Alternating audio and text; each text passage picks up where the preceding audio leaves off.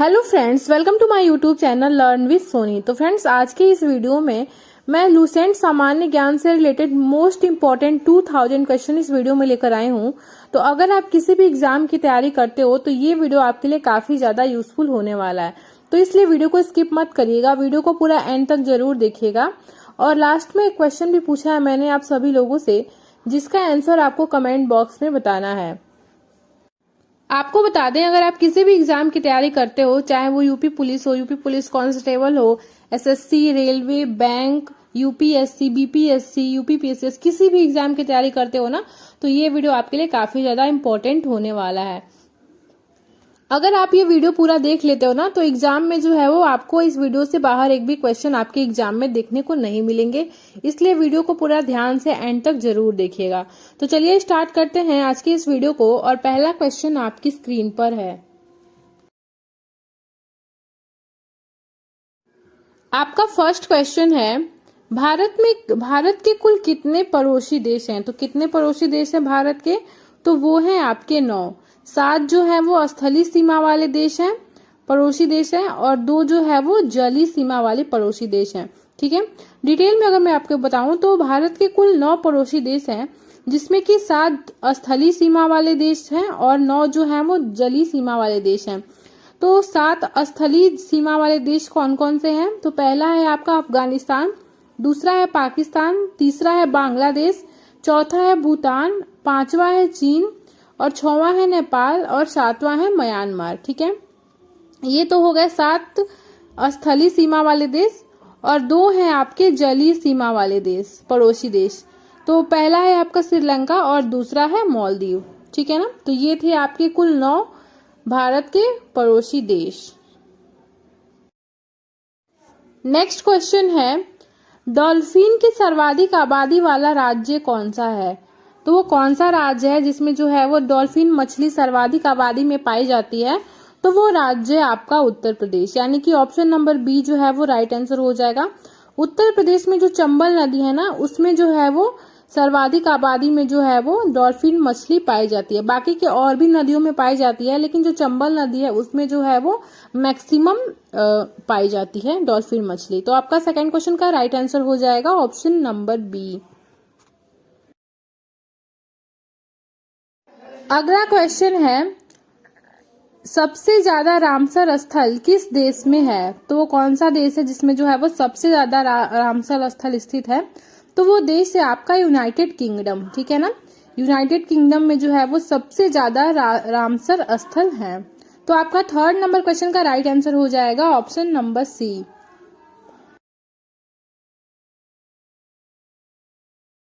भारत किस गोलार्ध में स्थित है? तो वो कौन सा गोलार्ध है जिसमें भारत स्थित है? तो वो गोलार्ध है आपका उत्तरी और पूर्वी।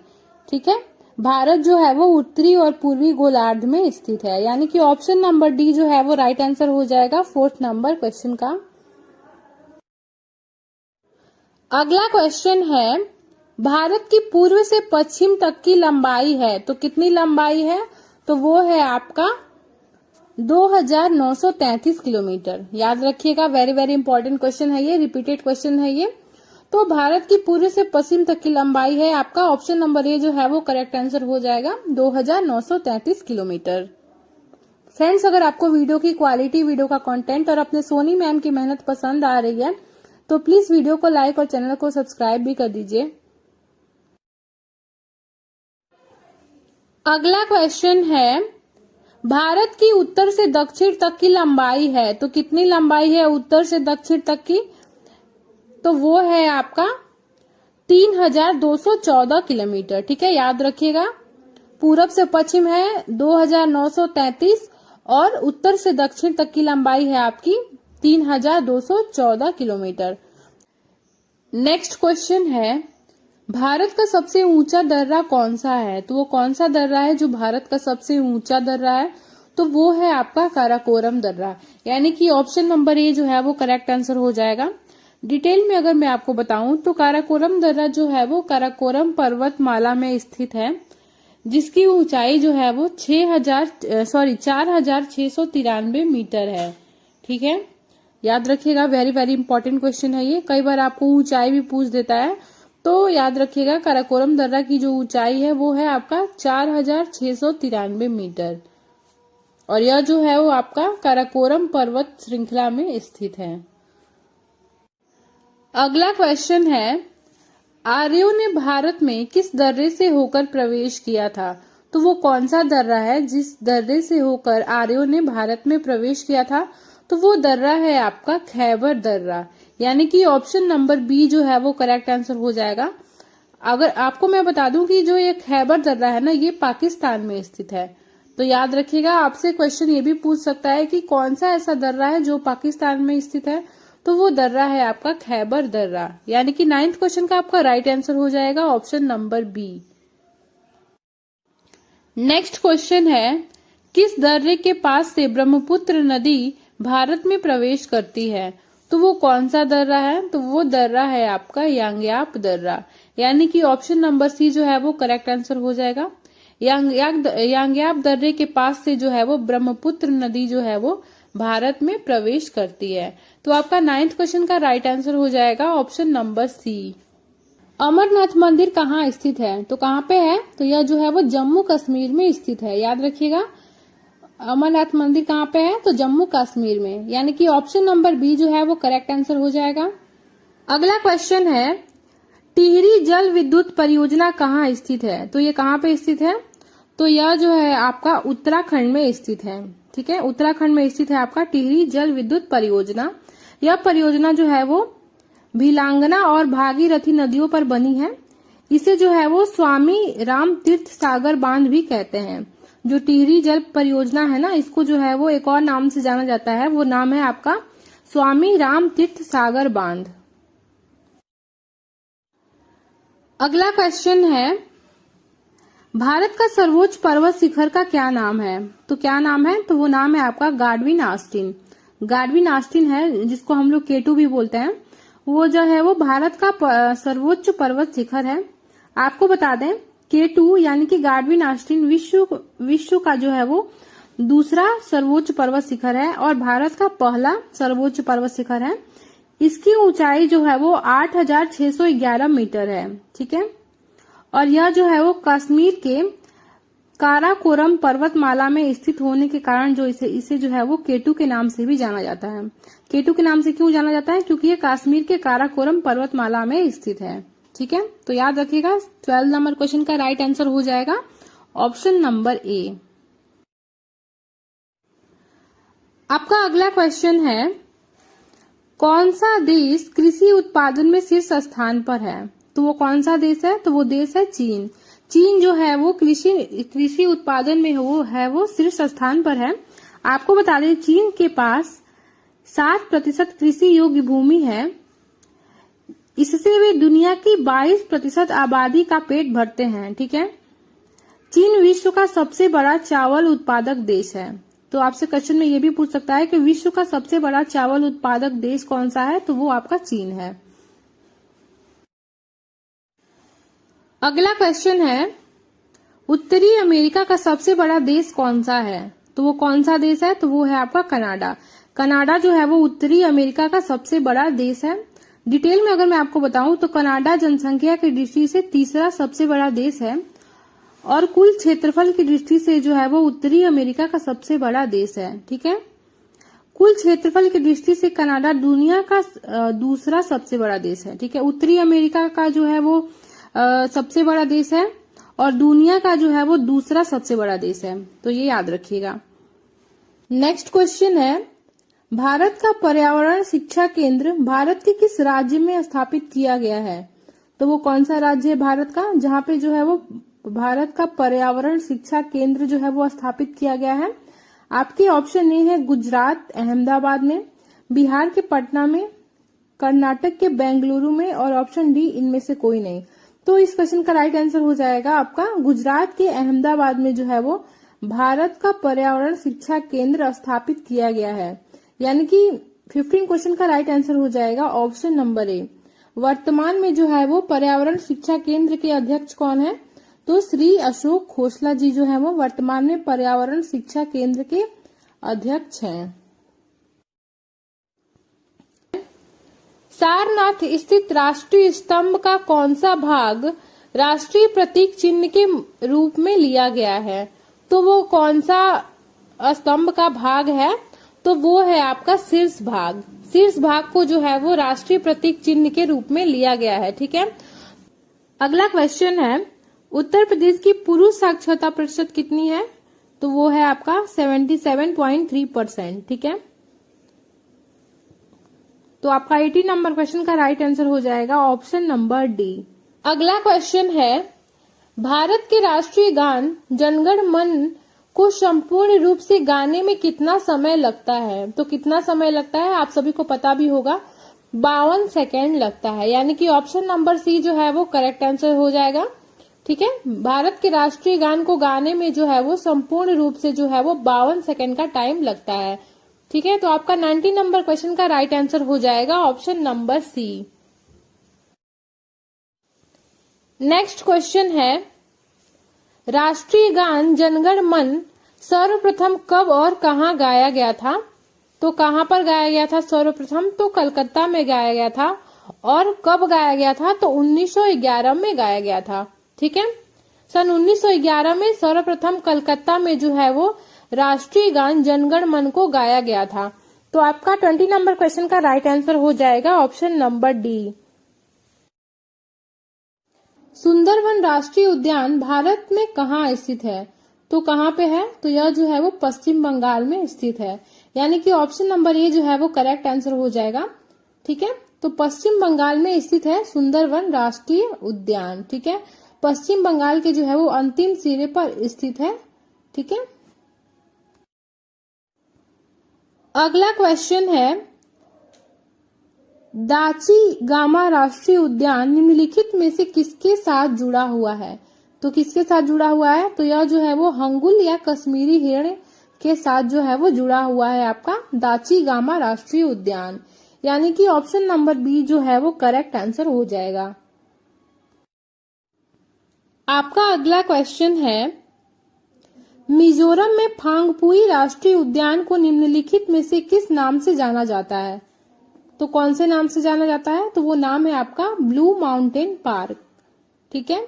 ब्लू माउंटेन पार्क के नाम से जाना जाता है आपका मिजोरम का फांगपुई राष्ट्रीय उद्यान। यानी कि ऑप्शन नंबर सी जो है वो करेक्ट आंसर हो जाएगा। वेरी वेरी इंपॉर्टेंट क्वेश्चन है ये, कई बार पूछा गया क्वेश्चन है। अगला क्वेश्चन है, निम्नलिखित में से कौन सा राष्ट्रीय उद्यान भारतीय क्षेत्र के साथ भूटान क्षेत्र में स्थित है? तो कौन सा राष्ट्रीय उद्यान है? तो वो है आपका मानस नेशनल पार्क। मानस नेशनल पार्क जो है वो भारतीय क्षेत्र के साथ जो है वो भूटान क्षेत्र में भी स्थित है। यानी कि ऑप्शन नंबर डी जो है वो करेक्ट आंसर हो जाएगा। आपका अगला क्वेश्चन है, निम्नलिखित में से किस श्रेणी में श्री वेंकटेश्वर राष्ट्रीय उद्यान स्थित है? तो कौन से श्रेणी में है? तो वो है आपका शेषाचेलम की पहाड़ियां। ठीक है। 25 नंबर क्वेश्चन का आपका राइट आंसर हो जाएगा ऑप्शन नंबर ए। याद रखिएगा। अगला क्वेश्चन है, वार्षिक गंगा सागर मेला किस राज्य में आयोजित हुआ है? तो कौन सा राज्य है? तो वो राज्य है आपका पश्चिम बंगाल। ठीक है। पश्चिम बंगाल में जो है वो वार्षिक गंगा सागर मेला जो है वो आयोजित हुआ है। यह मेला जो है वो हर साल मकर संक्रांति के अवसर पर जो है वो 13 से 15 जनवरी के बीच आयोजित होता है। तो आपका 26 नंबर क्वेश्चन का राइट आंसर हो जाएगा option number D. Next question है, विश्व प्रसिद्ध राजगीर मलमास मेला किस राज्य में मनाया जाता है? तो वो कौन सा राज्य है जहाँ पे राजगीर मलमास मेला मनाया जाता है? तो वो राज्य है आपका बिहार। बिहार राज्य में जो है वो है जो आपका विश्व प्रसिद्ध राजगीर मलमास मेला हर साल मनाया जाता है। तो आपका राइट आंसर हो जाएगा option number A. Next question है, तरनेतर मेला किस राज्य में मनाया जाता है? तो वो कौन सा राज्य है? तो वो राज्य है आपका गुजरात। गुजरात में जो है वो तरनेतर मेला मनाया जाता है। यानी कि ऑप्शन नंबर बी जो है वो करेक्ट आंसर हो जाएगा। आपको बता दें, तरनेतर मेला जो है वो गुजरात के सुंदर नगर में लगता है। यह मेला 4 दिन तक चलता है और ऐतिहासिक त्रिनेश्वर मंदिर के आसपास लगता है। अगला क्वेश्चन है, खीर भवानी मेला कहाँ आयोजित हुआ है? तो कहाँ पे हुआ है ये? तो ये हुआ है आपका जम्मू कश्मीर में। ठीक है, यानी कि ऑप्शन नंबर सी जो है वो करेक्ट आंसर हो जाएगा 29 नंबर क्वेश्चन का। याद रखिएगा, जम्मू कश्मीर में जो है वो खीर भवानी मेला आयोजित होता है और यह मेला जो है वो हर साल आपका जून महीने में मनाया जाता है। ठीक है, याद रखिएगा, खीर भवानी मेला जो है वो जम्मू कश्मीर में जून के महीने में मनाया जाने वाला मेला है। अगला क्वेश्चन है, सूरज कुंड हस्तशिल्प मेला कहाँ आयोजित हुआ है? तो कहाँ पे हुआ है? तो ये जो है वो आपका हरियाणा के फरीदाबाद में जो है वो सूरज कुंड हस्तशिल्प मेला जो है वो आयोजित हुआ है। यानी कि 30 नंबर क्वेश्चन का आपका राइट आंसर हो जाएगा option number B. Next question है, पूना सार्वजनिक सभा की स्थापना किसके द्वारा की गई थी? तो किसके द्वारा की गई थी? तो ये किया गया था आपका महादेव गोविंद रनाडे के द्वारा। ठीक है, महादेव गोविंद रनाडे के द्वारा जो है वो पूना सार्वजनिक सभा की स्थापना की गई थी। कब की गई थी? तो 2 अप्रैल 1870 को की गई थी। ठीक है, डिटेल में अगर मैं आपको बताऊं तो पूना सार्वजनिक सभा की जो स्थापना थी वो 2 अप्रैल 1870 को गणेश वासुदेव, एस.एच. चिपलुंकर और महादेव गोविंद रनाडे ने पुणे में की थी। तो आपका 31 नंबर क्वेश्चन का राइट आंसर हो जाएगा ऑप्शन नंबर डी। आपका अगला क्वेश्चन है, लंदन इंडियन सोसाइटी और ईस्ट इंडिया एसोसिएशन की स्थापना किसके द्वारा की गई थी? तो किसके द्वारा की गई थी? तो ये किया गया था आपका दादा भाई नौरोजी के द्वारा। ठीक है, दादा भाई नौरोजी के द्वारा जो है वो लंदन इंडियन सोसाइटी और ईस्ट इंडिया एसोसिएशन की स्थापना की गई थी। कब की गई थी? तो 1865 में की गई थी। डिटेल में अगर हम बात करें तो 1865 में दादा भाई नौरोजी के मार्गदर्शन में लंदन इंडियन सोसाइटी की स्थापना की गई थी। इसका गठन जो है वो भारतीय छात्रों के द्वारा राजनीतिक शिकायतों को व्यक्त करने के लिए एक मंच के रूप में किया गया था। ठीक है, अगला क्वेश्चन है, पहली बार मैनलैंड सीरो का फोटोग्राफिक दस्तावेजीकरण कहाँ किया गया है? तो ये कहाँ पे किया गया है? तो ये असम में किया गया है। ठीक है, पहली बार जो है वो मैनलैंड सीरो जो है एक प्रकार का जानवर है जो बकरी और जो है मृग का मिश्रित रूप में ये दिखता है। तो इसका जो फोटोग्राफिक दस्तावेजीकरण जो है वो असम में किया गया है। डिटेल में अगर मैं आपको बताऊं तो जैव विविधता संरक्षण के लिए एक महत्वपूर्ण विकास में असम के रायमोना राष्ट्रीय उद्यान में मैनलैंड सीरो का पहला फोटोग्राफिक दस्तावेजीकरण जो है वो पेश किया गया है। ठीक है, यह एक स्तनपायी प्राणी है। ठीक है, और यह जो है वो बकरी और मृग जो होता है उसके मिश्रित रूप में ये दिखता है। नेक्स्ट क्वेश्चन है, भारत के नए पर्यटन एवं संस्कृति मंत्री कौन बने हैं? तो कौन बने हैं? तो वे हैं आपके गजेंद्र सिंह शेखावत। गजेंद्र सिंह शेखावत जो है वो भारत के नए पर्यटन एवं संस्कृति मंत्री बने हैं। नेक्स्ट क्वेश्चन है, आईसीसी पुरुष T20 विश्व कप 2024 का फाइनल मैच किन टीमों के बीच खेला गया था? तो वे कौन सी टीम है? तो वे टीम है आपकी भारत और दक्षिण अफ्रीका। भारत और दक्षिण अफ्रीका के बीच जो है वो आईसीसी पुरुष T20 विश्व कप 2024 का फाइनल मैच खेला गया था, जिसमें कि विजयी टीम भारत रही थी। भारत ने दक्षिण अफ्रीका को 7 रन से हराकर खिताब अपने नाम किया था। डिटेल में अगर मैं आपको बताऊं तो विजेता टीम यानी कि भारत को 20.40 करोड़ रुपए मिले थे, और अगर हम बात करें कि उप विजेता टीम यानी कि साउथ अफ्रीका की टीम को, तो साउथ अफ्रीका को टीम को 10.67 करोड़ रुपए मिले थे। नेक्स्ट क्वेश्चन है, आईसीसी पुरुष T20 विश्व कप 2024 के फाइनल मैच में मैन ऑफ द मैच का खिताब किसने जीता? तो किसने जीता था?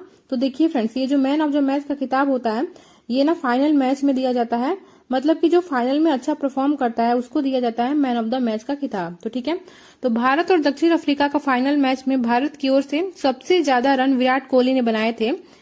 कितने रन बनाए थे? तो 59 गेंदों पर 76 रन बनाए थे। इसलिए इनको जो है वो मैन ऑफ द मैच का खिताब मिला है।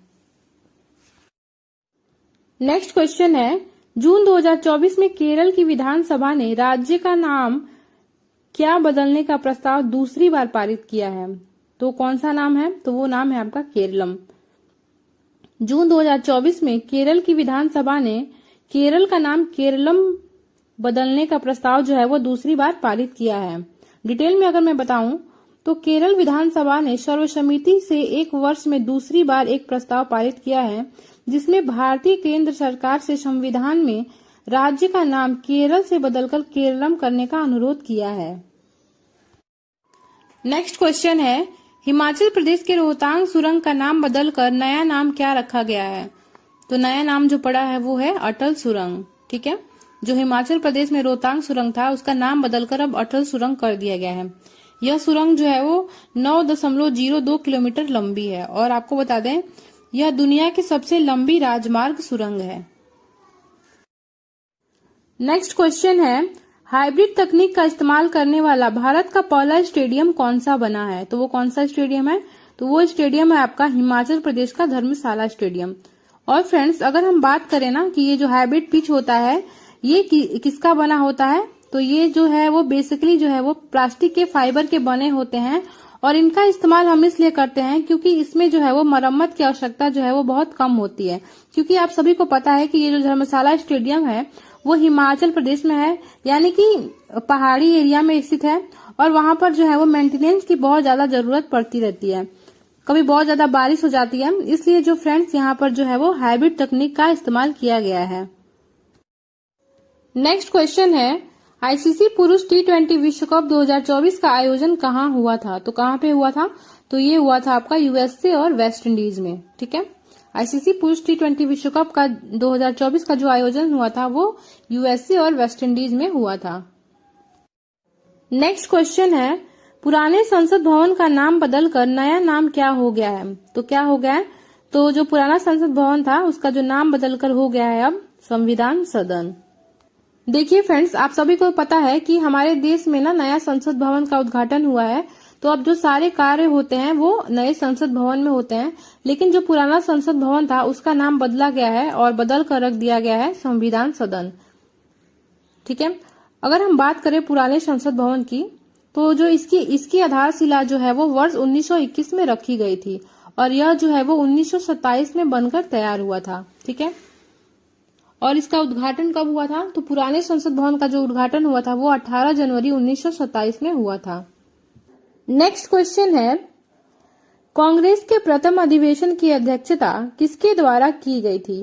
तो किसके द्वारा की गई थी? तो ये की गई थी आपकी व्योमेश चंद्र बनर्जी के द्वारा। ठीक है, याद रखिएगा, व्योमेश चंद्र बनर्जी के द्वारा जो है वो कांग्रेस के प्रथम अधिवेशन की अध्यक्षता की गई थी। तो आपका 42 नंबर क्वेश्चन का राइट आंसर हो जाएगा option number D. Very very important question है ये, इसको आप टिक लगा लीजिएगा। अगला क्वेश्चन है, मुझ पर किया गया लाठी का एक एक प्रहार ब्रिटिश साम्राज्य के कफन में कील बनकर रहेगा, ऐसा किसने कहा था? तो किसने कहा था? तो ये कहे थे आपके लाला लाजपत राय ने। ठीक है, लाला लाजपत राय ने कहा था कि मुझ पर किया गया लाठी का एक एक प्रहार ब्रिटिश साम्राज्य के कफन में जो है वो कील बनकर रहेगा। डिटेल में अगर मैं आपको बताऊं तो लाला लाजपत राय को जो है वो शेरे पंजाब के नाम से भी जाना जाता है। याद रखिएगा, वेरी वेरी इंपॉर्टेंट पॉइंट है। आपको बता दें 19 मई 1894 को लाला लाजपत राय ने पंजाब नेशनल बैंक की स्थापना की थी। ठीक है, तो ये भी एक बहुत ही बड़ा अपने आप में पॉइंट है। ये भी आपसे क्वेश्चन में पूछा जा सकता है कि पंजाब नेशनल बैंक की स्थापना जो है वो कब हुई थी और किसने की थी। ठीक है, तो लाला लाजपत राय ने किया था और 19 मई 1894 को किया था। 43 नंबर क्वेश्चन का राइट आंसर हो जाएगा ऑप्शन नंबर ए। अगला क्वेश्चन है, केसरी और मराठा समाचार पत्र किसने निकाले थे? तो किसके द्वारा निकाले गए थे? तो ये आपका बाल गंगाधर तिलक के द्वारा निकाले गए थे, केसरी और मराठा समाचार पत्र। तो 44 नंबर क्वेश्चन का राइट आंसर हो जाएगा option number B. Next question है, जालियांवाला बाग हत्याकांड के विरोध में सर नाइटहुड का खिताब, यहाँ पे आप सर कर लीजिएगा, मिसप्रिंट हो गया है, तो सर नाइटहुड का खिताब किसके द्वारा वापस कर दिया गया था? ठीक है, तो कौन थे वे जिन्होंने अपना सर, उनको जो पुरस्कार मिला था, सर नाइटहुड का पुरस्कार उनको दिया गया था, उन्होंने जो है वो इस हत्याकांड के बाद जो है वो अपना पुरस्कार वापस कर दिया था। तो वे कौन थे? तो वे थे आपके रविंद्रनाथ टैगोर।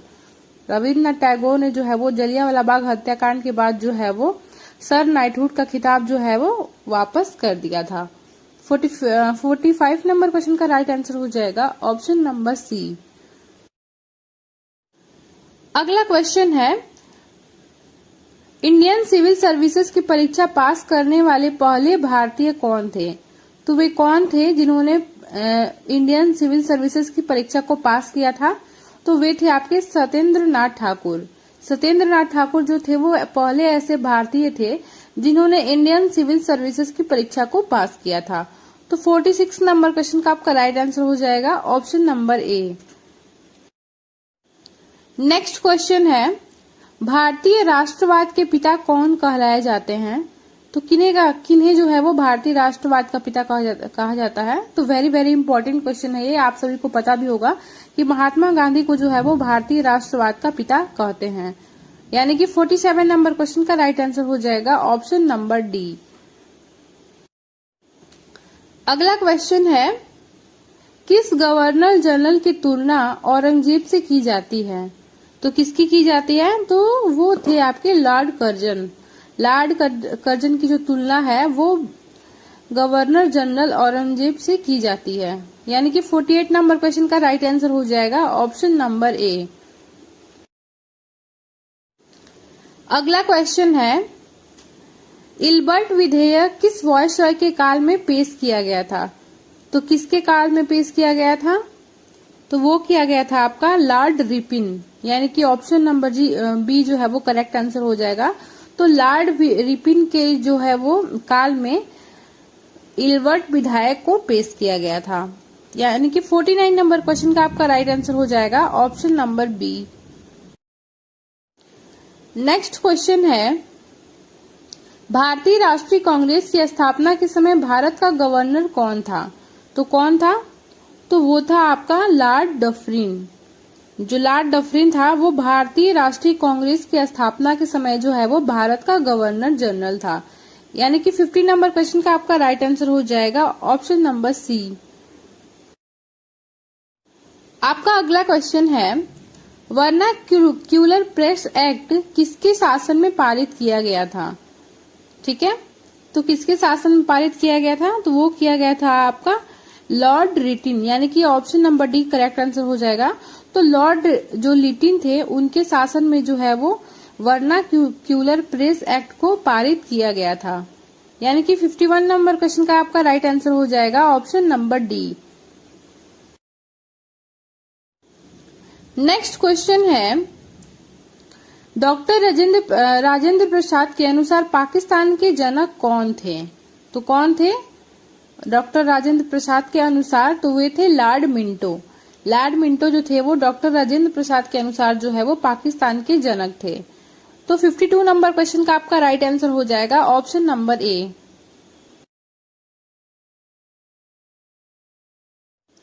नेक्स्ट क्वेश्चन है, सिपाही विद्रोह के समय भारत का गवर्नर जनरल कौन था? तो कौन था? तो वो था आपका लॉर्ड कैनिंग। लॉर्ड कैनिंग जो था वो सिपाही विद्रोह के समय जो वो भारत का गवर्नर जनरल था। ठीक है, यानी कि 53 नंबर क्वेश्चन का आपका राइट आंसर हो जाएगा ऑप्शन नंबर बी। अगला क्वेश्चन है, जलियांवाला बाग हत्याकांड की घटना कब हुई थी? तो फ्रेंड्स, अगर आपको वीडियो की क्वालिटी और वीडियो का कंटेंट और अपनी सोनी मैम की मेहनत जरा भी पसंद आ रही हो तो वीडियो को लाइक और चैनल को सब्सक्राइब भी करते चलिएगा। तो क्वेश्चन पूछ रहा है कि जलियांवाला बाग हत्याकांड जो है वो की घटना जो है वो कब हुई थी? तो ये हुई थी आपका 13 अप्रैल 1919 को। यानी कि ऑप्शन नंबर सी जो है वो करेक्ट आंसर हो जाएगा। नेक्स्ट क्वेश्चन है, मुस्लिम लीग द्वारा मुक्ति दिवस कब मनाया गया था? तो कब मनाया गया था? तो वो मनाया गया था आपका 22 दिसंबर 1939 को। ठीक है, कौन मनाया था? तो ये मुस्लिम लीग द्वारा मनाया गया था मुक्ति दिवस।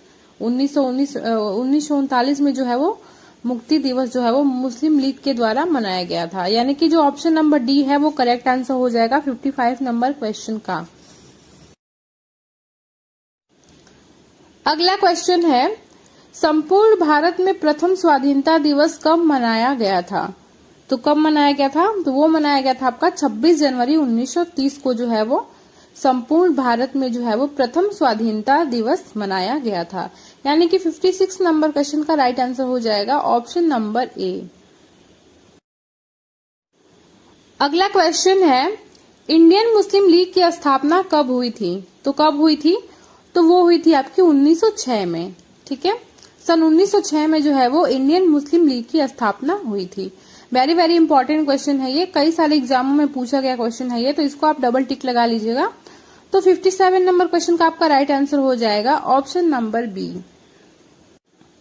आपका अगला क्वेश्चन है, कांग्रेस संगठन उदारवादी तथा उग्रवादी गुटों में कब विभाजित हुआ था? तो कब विभाजित हुआ था? तो वो हुआ था आपका 1907 में। सन 1907 में जो है वो कांग्रेस संगठन उग्रवादी तथा उदारवादी गुटों में विभाजित हुआ था। डिटेल में अगर मैं आपको बताऊं तो सूरत विभाजन 1907 में सूरत में हुआ।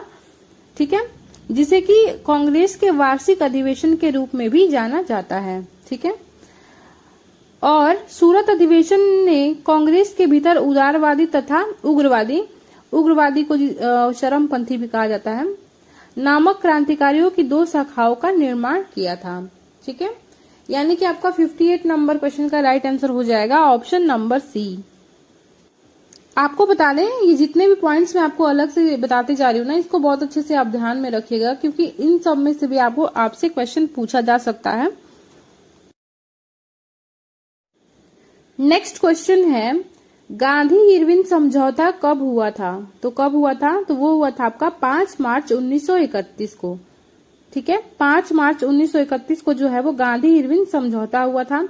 डिटेल में अगर मैं आपको बताऊं तो गांधी इरविन समझौता भारत के सविनय अवज्ञा आंदोलन से संबंधित था। इस समझौते पर 5 मार्च 1931 को महात्मा गांधी और लॉर्ड इरविन ने हस्ताक्षर किया था। ठीक है, गांधी इरविन समझौते के अनुसार गांधी जी ने सविनय अवज्ञा आंदोलन को स्थगित कर दिया और दूसरे गोलमेज सम्मेलन में भाग लेने के लिए सहमत हो गए। ठीक है, पहले गोलमेज सम्मेलन में तो गांधी जी ने भाग नहीं लिया था, लेकिन दूसरे गोलमेज सम्मेलन में भाग लेने के लिए सहमत तब हुए जब उन्होंने जो है वो अपने सविनय अवज्ञा आंदोलन को स्थगित किया। तो आपका 59 नंबर क्वेश्चन का राइट आंसर होगा ऑप्शन नंबर डी। अगला क्वेश्चन है, लखनऊ समझौता कब हुआ था? तो कब हुआ था? तो वो हुआ था आपका 1916 में। ठीक है, आपको बता दें लखनऊ का समझौता 1916 लखनऊ का समझौता जो है वो भारतीय राष्ट्रीय कांग्रेस और मुस्लिम लीग के बीच एक समझौता था। ठीक है, तो अपने आप में ये भी क्वेश्चन बनता है कि लखनऊ समझौता जो था वो किसके किसके बीच हुआ था? तो भारतीय राष्ट्रीय कांग्रेस और मुस्लिम लीग के बीच हुआ था। ठीक है, 1916 में लखनऊ समझौते पर बाल गंगाधर तिलक और मोहम्मद अली जिन्ना के बीच जो है वो हस्ताक्षर हुआ था। आपको बता दें 1916 में भारतीय राष्ट्रीय कांग्रेस के लखनऊ अधिवेशन की अध्यक्षता जो है वो अंबिका चरण मजूमदार ने की थी। तो आपका 60 नंबर क्वेश्चन का राइट आंसर हो जाएगा ऑप्शन नंबर ए। आपका अगला क्वेश्चन है, उत्तर प्रदेश के किस नगर में नागरिक उड्डयन प्रशिक्षण केंद्र जो है वो स्थापित है? ठीक है, याद रखिएगा, उत्तर प्रदेश के किस नगर में नागरिक उड्डयन प्रशिक्षण केंद्र स्थापित है? तो वो कौन सा नगर है उत्तर प्रदेश का? तो वो है आपका इलाहाबाद। ठीक है, उत्तर प्रदेश के इलाहाबाद में जो है वो नागरिक उड्डयन प्रशिक्षण केंद्र को स्थापित किया गया है। तो आपका 61 नंबर क्वेश्चन का राइट आंसर हो जाएगा ऑप्शन नंबर डी। अगला क्वेश्चन है, उत्तर प्रदेश राज्य में विद्युत उत्पादन का प्रमुख स्रोत क्या है? तो क्या है? आपके ऑप्शन ए है कोयला, option B petroleum, option C परमाणु ऊर्जा और ऑप्शन डी प्राकृतिक गैस। तो इसका जो राइट आंसर हो जाएगा वो हो जाएगा आपका ऑप्शन नंबर ए कोयला। उत्तर प्रदेश राज्य में जो है वो विद्युत का सबसे बड़ा उत्पादन जो है वो कोयला है, यानी कि 62 नंबर क्वेश्चन का राइट आंसर हो जाएगा आपका option number A. Next question है, मथुरा किस उद्योग के लिए प्रसिद्ध है? आपके ऑप्शन ए है सीमेंट उद्योग, ऑप्शन बी तेल शोधक कारखाना, ऑप्शन डी लौह इस्पात और ऑप्शन डी जो है वो कागज उद्योग। तो आपको बता दें सीमेंट उद्योग के लिए जो है वो मिर्जापुर और सोनभद्र प्रसिद्ध हैं। ठीक है। लौह इस्पात के लिए प्रयागराज और बरेली जो है वो प्रसिद्ध हैं, और कागज उद्योग के लिए सहारनपुर प्रसिद्ध है। और जो ये तेल शोधक कारखाना है ना, ये मथुरा के लिए प्रसिद्ध है। तो आपका 63 नंबर क्वेश्चन का राइट आंसर हो जाएगा ऑप्शन नंबर बी। याद रखिएगा मथुरा किस उद्योग के लिए प्रसिद्ध है, तो वो तेल शोधक कारखाने के लिए प्रसिद्ध है। अगला क्वेश्चन है, उत्तर प्रदेश के किस स्थान पर विजय सागर पक्षी विहार स्थित है? तो वो कौन सा स्थान है उत्तर प्रदेश का? आपके ऑप्शन ए है Hamirpur, option B Hardoi, option C Gonda और ऑप्शन डी जो है वो देवरिया। तो इस क्वेश्चन का जो राइट आंसर हो जाएगा वो हो जाएगा आपका ऑप्शन नंबर ए हमीरपुर। ठीक है। उत्तर प्रदेश के हमीरपुर नामक स्थान पर जो है वो विजय सागर पक्षी विहार स्थित है। तो आपका 64 नंबर क्वेश्चन का राइट आंसर हो जाएगा ऑप्शन नंबर ए। अगला क्वेश्चन है, लोहे के बाट का उद्योग उत्तर प्रदेश के किस जिले में होता है? ठीक है। लोहे का बाट का मतलब आप समझ रहे हैं, लोहे का जो बटखरा नहीं होता है 1 केजी का, 2 केजी का, 5 केजी का, उसका जो उद्योग है वो उत्तर प्रदेश के किस जिले में होता है? तो आपके ऑप्शन ए है इलाहाबाद और कानपुर, ऑप्शन बी हरदोई और मेरठ, ऑप्शन सी गोंडा और गोरखपुर और ऑप्शन डी सहारनपुर और मथुरा।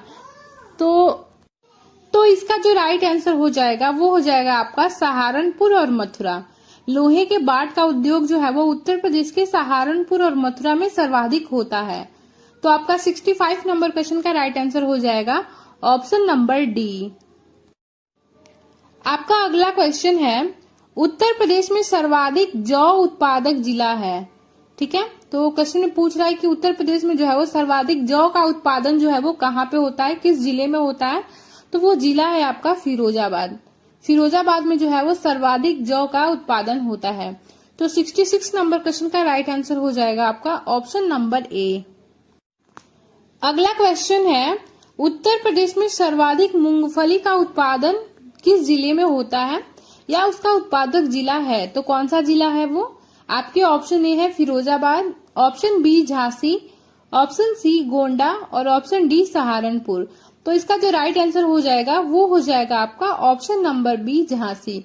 उत्तर प्रदेश में जो है वो सर्वाधिक मूंगफली का उत्पादन जो है वो झांसी जिले में होता है। तो 67 नंबर क्वेश्चन का आपका राइट आंसर हो जाएगा ऑप्शन नंबर बी। अगला क्वेश्चन है, उत्तर प्रदेश में चकबंदी कार्यक्रम कब प्रारंभ की गई थी? तो कब प्रारंभ की गई थी? तो ये किया गया था आपका 1954 में। ठीक है। चकबंदी कार्यक्रम जो है वो उत्तर प्रदेश में 1954 में जो है वो लागू किया गया था। वहीं अगर हम बात करें किसान बही कार्यक्रम की, तो उत्तर प्रदेश में जो है वो किसान बही कार्यक्रम जो है वो 1992 में प्रारंभ की गई थी। तो दोनों जो है वो काफी ज्यादा इम्पोर्टेंट क्वेश्चन है, तो इस दोनों क्वेश्चन को आप याद रखिएगा। पहला चकबंदी कार्यक्रम जो 1954 में प्रारंभ की गई थी, और दूसरा है आपका किसान बही कार्यक्रम जो आपका 1992 में प्रारंभ किया गया था। तो आपका 68 नंबर क्वेश्चन का राइट आंसर हो जाएगा ऑप्शन नंबर ए। अगला क्वेश्चन है, बखीरा पक्षी विहार स्थित है। तो कहाँ पे स्थित है ये? तो ये जो है वो आपका ऑप्शन नंबर ए देख लेते हैं गोंडा, ऑप्शन नंबर बी संत कबीर नगर, ऑप्शन नंबर सी रायबरेली और ऑप्शन नंबर डी है बलिया। तो इसका जो राइट आंसर हो जाएगा वो हो जाएगा आपका ऑप्शन नंबर बी संत कबीर नगर। बखीरा पक्षी विहार जो है वो संत कबीर नगर में स्थित है। तो आपका 69 नंबर क्वेश्चन का राइट आंसर हो जाएगा option number B. Next question है, निम्न वृक्षों में से कौन सा वृक्ष पर्यावरणीय संकट उत्पन्न करता है? तो ऐसा वो कौन सा वृक्ष है जो पर्यावरण के लिए बहुत ज्यादा संकट उत्पन्न करता है? आपके ऑप्शन ए है अमलतास, ऑप्शन बी बबूल का पेड़, ऑप्शन सी नीम का पेड़ और ऑप्शन डी यूकेलिप्टिस का पेड़। तो इसका जो राइट आंसर होगा वो हो जाएगा आपका ऑप्शन नंबर डी यूकेलिप्टिस का पेड़ जो है वो सबसे ज्यादा जो है वो पर्यावरणीय संकट उत्पन्न करता है। क्यों? क्योंकि ये बहुत ज्यादा जो है वो पानी का अवशोषण करता है। तो आपका 70 नंबर क्वेश्चन का राइट आंसर हो जाएगा ऑप्शन नंबर डी। अगला क्वेश्चन है, भारत के साथ किस देश की सीमा सबसे लंबी है? तो वो कौन सा देश है जिसकी सीमा जो है वो भारत के साथ सबसे लंबी है? तो वो देश है आपका बांग्लादेश। ठीक है ना, बांग्लादेश की जो सीमा है वो भारत के साथ जो है वो सबसे लंबी है, यानी कि ऑप्शन नंबर ए जो है वो राइट आंसर हो जाएगा 71 नंबर क्वेश्चन का। अगला क्वेश्चन है, जगन्नाथ मंदिर कहाँ स्थित है? तो कहाँ पर है ये जगन्नाथ मंदिर? तो ये है आपका उड़ीसा के पुरी में, यानी कि ऑप्शन नंबर सी जो है वो राइट आंसर हो जाएगा। ठीक है ना, जो जगन्नाथ मंदिर है ना ये उड़ीसा के पुरी में स्थित है।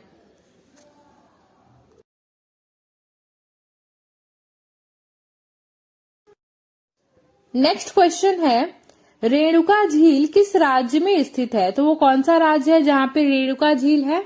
वो राज्य है आपका हिमाचल प्रदेश।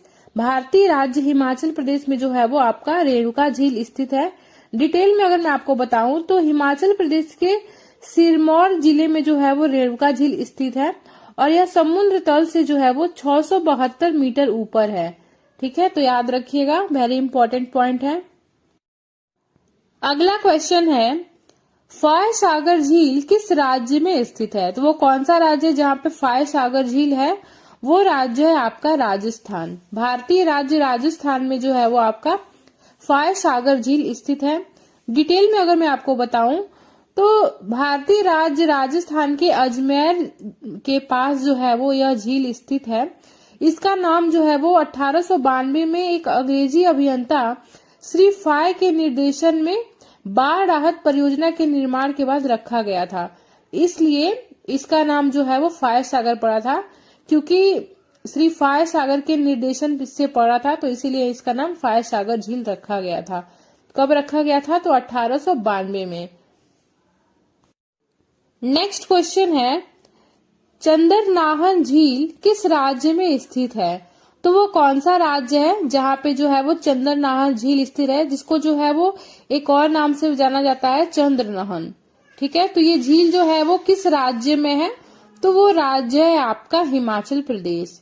भारतीय राज्य हिमाचल प्रदेश में जो है वो आपका चंद्रनहन या चंद्रनाहन झील जो है वो स्थित है। डिटेल में आपको मैं बताऊं तो चंद्रनाहन भारत के हिमाचल प्रदेश में एक उच्च ऊंचाई वाली झील है जो शिमला जिले के रोहड़ू तहसील में समुद्र तल से लगभग 4260 मीटर की ऊंचाई पर स्थित है।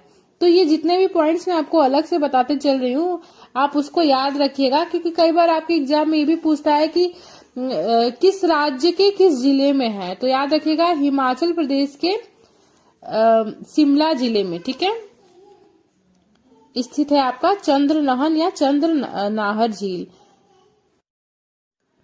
अगला क्वेश्चन है, नल सरोवर झील किस राज्य में स्थित है? तो वो कौन सा राज्य है जहाँ पे नल सरोवर झील स्थित है? तो वो राज्य है आपका गुजरात, यानी कि ऑप्शन नंबर ए जो है वो करेक्ट आंसर हो जाएगा। डिटेल में अगर मैं आपको बताऊं तो नल सरोवर झील जो है वो भारतीय राज्य गुजरात के सारंद गांव के पास स्थित है। यह नल सरोवर झील जो है वो मुख्य रूप से 120.82 वर्ग किलोमीटर में फैला हुआ है। तो आपका 76 नंबर क्वेश्चन का राइट आंसर हो जाएगा ऑप्शन नंबर ए। अगला क्वेश्चन है, परासर झील किस राज्य में स्थित है? तो वो कौन सा राज्य है जहाँ पे परासर झील है? वो राज्य है आपका हिमाचल प्रदेश। भारतीय राज्य हिमाचल प्रदेश के मंडी जिले में जो है वो परासर झील स्थित है और इस झील की ऊंचाई जो है वो 2370 मीटर की ऊंचाई पर स्थित है और यह जो है वो एक मीठे पानी की झील है। तो याद रखिएगा, वेरी वेरी इंपॉर्टेंट पॉइंट है। कई बार आपके एग्जाम में ये भी पूछता है कि किस राज्य के किस जिले में है। तो याद रखिएगा हिमाचल प्रदेश के मंडी जिले में स्थित है परासर झील। इसकी ऊंचाई कितनी है? तो 2730 मीटर की ऊंचाई पर यह झील स्थित है। फ्रेंड्स, अगर आपको वीडियो की क्वालिटी, वीडियो का कंटेंट और अपनी सोनी मैम की मेहनत पसंद आ रही है तो प्लीज वीडियो को लाइक और चैनल को सब्सक्राइब भी कर दीजिए। नेक्स्ट क्वेश्चन है, अनंतनाग झील कहाँ स्थित है? तो कहाँ पर है ये अनंतनाग झील? तो ये है आपका जम्मू कश्मीर में। भारतीय केंद्र शासित प्रदेश जम्मू कश्मीर में जो है वो आपका अनंतनाग झील स्थित है। यह झील जो है वो अनंतनाग जिले में स्थित है, इसलिए इस झील का नाम जो है वो अनंतनाग झील पड़ा था। ठीक है, तो आपका 78 नंबर क्वेश्चन का राइट आंसर हो जाएगा ऑप्शन नंबर डी। अगला क्वेश्चन है, कांजिया झील कहाँ स्थित है? तो कहाँ पर है ये कांजिया झील? तो कांजिया झील जो है वो आपका ओडिशा में स्थित है। भारतीय राज्य ओडिशा के भुवनेश्वर में जो है वो यह झील स्थित है और यह झील जो है वो आपका 190 एकड़ में फैली हुई झील है। तो याद रखिएगा, आपका 79 नंबर क्वेश्चन का राइट आंसर हो जाएगा ऑप्शन नंबर बी। अगला क्वेश्चन है, भारत की सबसे ऊंचाई पर स्थित चोलामू झील कहाँ स्थित है? तो कहाँ पे है ये चोलामू झील जो भारत की सबसे ऊंचाई पर स्थित है? तो वो है आपका सिक्किम में। चोलामू झील कहाँ पे है? तो सिक्किम में है। वेरी वेरी इंपॉर्टेंट क्वेश्चन है ये, इसको आप टिक लगा लीजिएगा। आपका ऑप्शन नंबर बी जो है वो करेक्ट आंसर हो जाएगा। फ्रेंड्स, अगर आपको वीडियो की क्वालिटी, वीडियो का कंटेंट और अपनी सोनी मैम की मेहनत पसंद आ रही है तो प्लीज वीडियो को लाइक और चैनल को सब्सक्राइब भी कर दीजिएगा। नेक्स्ट क्वेश्चन है, भारत की सबसे लंबी झील का क्या नाम है? तो कौन सा वो झील है जो भारत की सबसे लंबी झील है? तो वो झील है आपकी वेम्बनाथ झील। वेम्बनाथ झील जो है वो आपका भारत की सबसे लंबी झील है। वेरी वेरी इंपॉर्टेंट क्वेश्चन है ये, कई बार रिपीट हुआ क्वेश्चन है ये एग्जाम में। तो आपका 81 क्वेश्चन का राइट आंसर हो जाएगा ऑप्शन नंबर ए। अगला क्वेश्चन है, चिल्का झील किस तट पर स्थित है? तो वो कौन सा तट है जहाँ पे चिल्का झील स्थित है? तो वो तट है आपका उत्तरी सरकार तट। उत्तरी सरकार तट के तट पर जो है वो आपका चिल्का झील स्थित है। तो आपका 82 नंबर क्वेश्चन का राइट आंसर हो जाएगा ऑप्शन नंबर बी। अगला क्वेश्चन है, नक्की झील किस राज्य में स्थित है? तो वो कौन सा राज्य है जहाँ पर जो है वो नक्की झील स्थित है? तो वो राज्य है आपका राजस्थान। भारतीय राज्य राजस्थान में जो है वो आपका नक्की झील स्थित है, यानी कि ऑप्शन नंबर सी जो है वो करेक्ट आंसर हो जाएगा। आपका अगला क्वेश्चन है, किस झील को रहस्यमय झील के नाम से जाना जाता है? तो वो कौन सा झील है जिसे जो है वो रहस्यमय झील के नाम से जाना जाता है? तो वो झील है आपका रूपकुंड झील, यानी कि ऑप्शन नंबर डी जो है वो करेक्ट आंसर हो जाएगा। डिटेल में अगर मैं आपको बताऊं तो भारत के राज्य उत्तराखंड के चमोली जिले में स्थित एक हिम झील है ये, जो अपने किनारे पर पाए गए 500 से अधिक मानव कंकालों के लिए प्रसिद्ध है। ठीक है, इस झील के किनारे पर जो है वो 500 से ज्यादा जो है वो मानव कंकाल पाए गए हैं, इसलिए इसे जो है वो रहस्यमय झील के नाम से भी जाना जाता है। तो आपका 84 नंबर क्वेश्चन का राइट आंसर हो जाएगा option number D. Very very important question है ये, इसको आप टिक लगा लीजिएगा।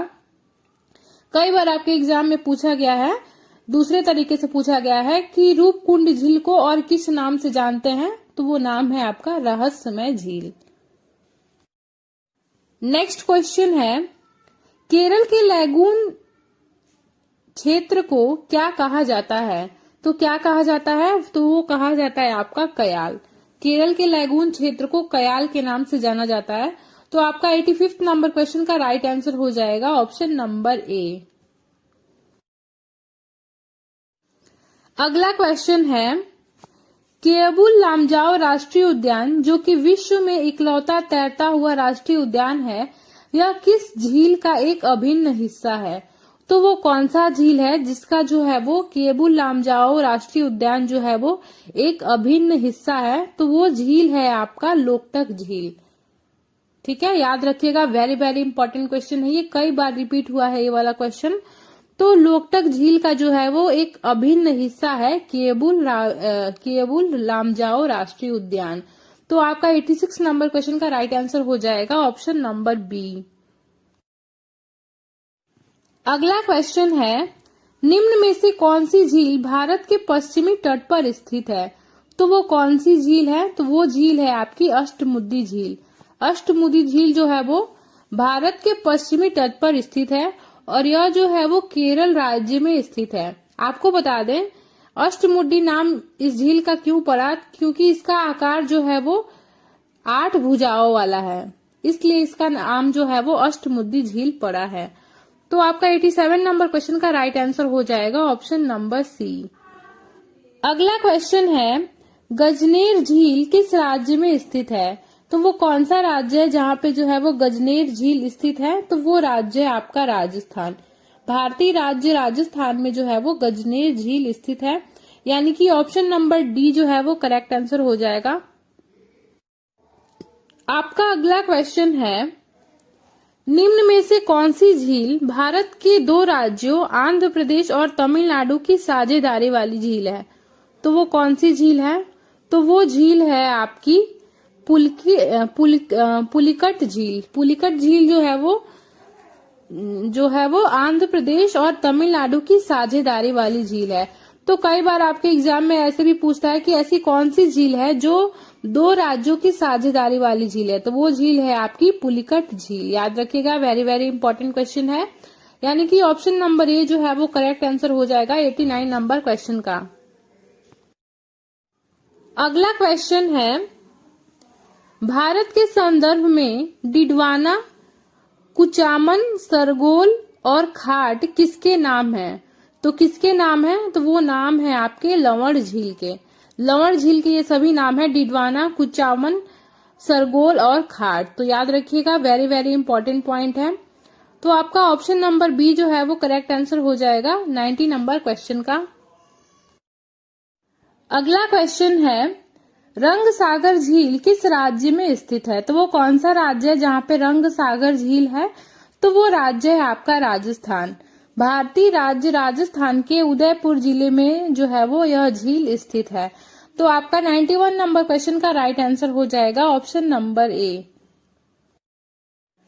नेक्स्ट क्वेश्चन है भारत की मीठे पानी की सबसे बड़ी झील कौन सी है? तो वो कौन सी झील है जो भारत की मीठे पानी की सबसे बड़ी झील है?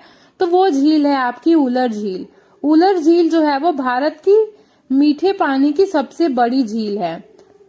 तो आपका 92 नंबर क्वेश्चन का राइट आंसर हो जाएगा ऑप्शन नंबर सी। डिटेल में आपको मैं अगर बताऊं तो उलर झील जो है वो जम्मू कश्मीर के बांडीपुरा जिले में स्थित है और यह एक सबसे बड़ी मीठे पानी की झील है भारत की। नेक्स्ट क्वेश्चन है एशिया की सबसे बड़ी ताजे पानी की झील कौन सी है? तो कौन सी झील है? तो वो झील है आपकी उलर झील। उलर झील जो है वो एशिया की सबसे बड़ी ताजे पानी की झील है और भारत की सबसे बड़ी मीठे पानी की झील है। तो याद रखिएगा, वेरी वेरी इंपॉर्टेंट क्वेश्चन है ये, कई बार आपके एग्जाम में रिपीट होता है ये क्वेश्चन। और यह झील जो है वो जम्मू कश्मीर के बांडीपुरा जिले में स्थित है। तो याद रखिएगा, वेरी वेरी इंपॉर्टेंट क्वेश्चन है, टिक लगा लीजिएगा। तो आपका ऑप्शन नंबर ए हो जाएगा 93 नंबर क्वेश्चन का राइट आंसर। अगला क्वेश्चन है भारत में सबसे बड़ी अलवण झील कौन सी है? तो वो कौन सी झील है जो भारत में सबसे बड़ी अलवण झील है? तो वो झील है आपकी उलर झील। उलर झील जो है वो भारत में सबसे बड़ी अलवण झील है और भारत में सबसे बड़ी मीठे पानी की झील है और एशिया में जो है वो सबसे बड़ी ताजे पानी की झील है। तो काफी ज्यादा इम्पोर्टेंट क्वेश्चन है ये। उलर झील से जो है वो मोस्टली क्वेश्चन आपके एग्जाम में पूछे जाते हैं, तो याद रखिएगा। अगला क्वेश्चन है पुनामदा झील किस राज्य में स्थित है? तो वो कौन सा राज्य है जहाँ पे पुनामदा झील स्थित है? तो वो राज्य है आपका केरल। भारतीय राज्य केरल में जो है वो पुनामदा झील स्थित है, यानी कि ऑप्शन नंबर बी जो है वो करेक्ट आंसर हो जाएगा 95 नंबर क्वेश्चन का। अगला क्वेश्चन है ओलिगोट्रॉपिक झील की एक विशेषता क्या है? तो क्या है इस झील की एक विशेषता? तो इस झील की एक विशेषता है पोषक तत्वों का निम्न स्तर। ठीक है, इस झील में जो है वो पोषक तत्वों का बिल्कुल निम्न स्तर रहता है, यही इसकी विशेषता है। तो आपका 96 नंबर क्वेश्चन का राइट आंसर हो जाएगा option number A. Next question है चोलामू झील किस राज्य में स्थित है? तो वो कौन सा राज्य है जहाँ पे जो है वो चोलामू झील है? तो वो राज्य है आपका सिक्किम। भारतीय राज्य सिक्किम में जो है वो चोलामू झील स्थित है, यानी कि ऑप्शन नंबर डी जो है वो करेक्ट आंसर हो जाएगा 97 नंबर क्वेश्चन का। अगला क्वेश्चन है, पोवाई झील किस राज्य में स्थित है? तो वो कौन सा राज्य है जहां पे पोवाई झील है? वो राज्य है आपका महाराष्ट्र। महाराष्ट्र राज्य में जो है वो पोवाई झील स्थित है, यानी कि ऑप्शन नंबर ए जो है वो करेक्ट आंसर हो जाएगा 98 नंबर क्वेश्चन का। नेक्स्ट क्वेश्चन है, उंकल झील किस राज्य में स्थित है? तो वो कौन सा राज्य है जहां पे उंकल झील है? तो वो राज्य है आपका कर्नाटक। भारतीय राज्य कर्नाटक में जो है वो उंकल झील स्थित है, यानी कि ऑप्शन नंबर ए जो है वो करेक्ट आंसर हो जाएगा। आपका अगला क्वेश्चन है, अंचार झील कहाँ स्थित है? तो कहाँ पर है ये अंचार झील? तो यह है आपका जम्मू कश्मीर में। भारतीय केंद्र शासित प्रदेश जम्मू कश्मीर के श्रीनगर जिले में जो है वो अंचार झील स्थित है, यानी कि आपका 100 नंबर क्वेश्चन का राइट आंसर हो जाएगा ऑप्शन नंबर बी। अगला क्वेश्चन है, भारत में कितने राज्य समुद्र तट रेखा में हैं? तो वो कितने राज्य हैं भारत के जो समुद्र तट की रेखा पर स्थित हैं? तो वो राज्य हैं आपके 9, ठीक है ना। भारत के 9 राज्य जो हैं वो समुद्र तट की रेखा पर स्थित हैं। तो आपका 101 नंबर क्वेश्चन का राइट आंसर हो जाएगा option number A. Next question है जो कि आपके लिए है, कर्क रेखा भारत के कितने राज्यों से होकर गुजरती है? इसका आंसर आपको कमेंट बॉक्स में बताना है। आपके ऑप्शन ए है 9 राज्यों से होकर, ऑप्शन बी है 8 राज्यों से होकर, और ऑप्शन सी है 6 राज्यों से, और ऑप्शन डी है आपका 3 राज्यों से। तो इस क्वेश्चन का आंसर आपको कमेंट बॉक्स में बताना है, क्योंकि ये क्वेश्चन आपके लिए था। सो फ्रेंड्स, आज के वीडियो में बस इतना ही। अगर आपको वीडियो की क्वालिटी, वीडियो का कंटेंट और अपने सोनी मैम की मेहनत पसंद आई हो तो प्लीज वीडियो को लाइक और चैनल को सब्सक्राइब जरूर कर लीजिएगा, और साथ ही बेल आइकन को जरूर दबा लीजिएगा, ताकि आने वाले अगले वीडियो का जो नोटिफिकेशन है वो सबसे पहले आप तक पहुंच पाए। तो फिर मिलते हैं कल एक नए वीडियो के साथ, तब तक के लिए बाय।